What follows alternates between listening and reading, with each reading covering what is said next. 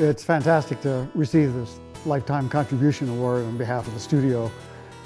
It's, no one's more amazed that we're still here. There were some pretty severe ups and downs over the years, but mostly ups. Canmore has always been a creative community, going back to the very early days when it had its own band in the old opera house and so on. I think Stonecrop continued that tradition and furthermore gave people permission in Canmore to be creative and to think in terms of their own studios and their own work. So I think there was a bit of a seed there going into what we call the modern era, I guess, of art. So Tony, Bart, and myself had this wonderful opportunity. Les Manning had equipment and was looking for a studio to put them in. And so a log building on the 1A highway, right next to the trading post, became available. And it was a shell of a building and a perfect place to have a studio. So the four of us went and created Stonecrop.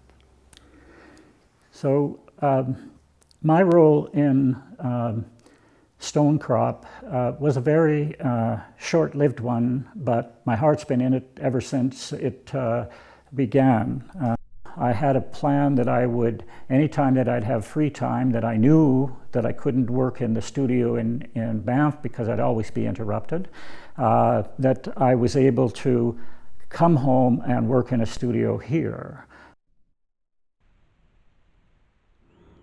Well, the open studio concept, actually, it was open in two ways. First of all was the studio itself, which was an old log building that didn't even have chinking in it. The sole woman of Stonecrop spent the summer chinking the exterior of the building. So it was open that way originally. And then also we evolved early on the idea of bringing different potters in. Part of the reason I'm amazed that the studio is still standing is because when we started off, we were so anti-business. We didn't, it took us a while to realize that you answer the phone, Stonecrop Studios. Stonecrop was really kind of a confused concept, I think, until I came along. And I think I contributed the basic business model for the studio, which was basically find a studio, get some tools, make some pottery, and hopefully find someone to buy that pottery. As the only woman in Stonecrop, I think I brought the talent, the style, and the magical smile to the space. Well, the first year was just a lot of fun. I mean, a lot of it went into sweat equity of just trying to get the building in shape, the kilns built, and we had some absolute wonderful sort of work parties with friends and other students from the Banff Center that would come out.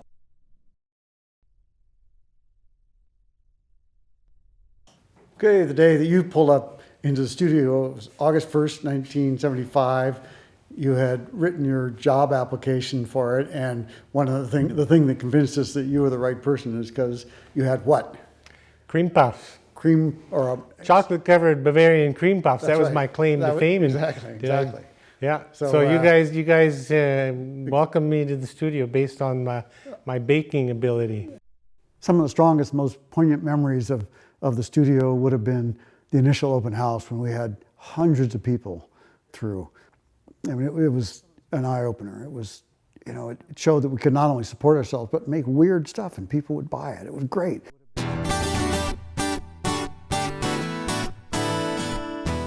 The name Stonecrop came from the tenacious mountain flower that grows in the area. It's a sedum, has 5 petals. It's but also in those days, we were all doing stoneware, and we decided that the crop was the crop that came out of the kiln. So that's where the Stonecrop came from. So Stonecrop ended up being more of an institution than a studio. People came through Stonecrop over the last 40 years and learned how to be an artist and pushed them off into the bigger world, and so people all across Canada and North America likely think of Stonecrop as more than just a studio. And as I referenced earlier, within the town of Canmore, Stonecrop was the nucleus that brought the arts community together and continues to be that in many ways. So in my opinion, that speaks to the legacy of this 40-year enterprise called Stonecrop. It's the generational component, it's the community component. It was a funny start, but we must have been doing something right because we're still here to this day.